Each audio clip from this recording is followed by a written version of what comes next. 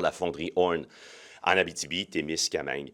Ce qui se passe là-bas, c'est un bouleversement pour l'économie régionale, bouleversement pour l'avenir de centaines d'emplois directs, centaines d'emplois indirects. Certains analystes vont même jusqu'à parler de 4 du PIB de l'Abitibi-Témiscamingue. C'est le poids que pèse la fonderie Horn dans l'économie régionale. Une fois que j'ai dit ça, oui, il y a des enjeux de santé publique, mais nous ne pouvons pas laisser les choses aller comme le fait le gouvernement de François Legault. François Legault, qui, je le rappelle, est normalement le ministre responsable de la région.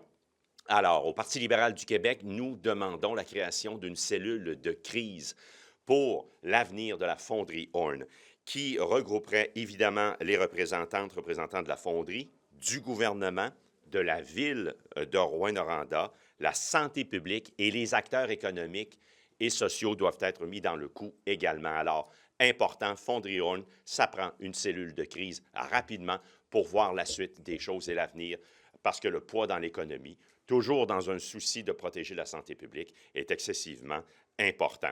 En ce sens-là, qu'ont-ils fait, Mme Fréchette et M.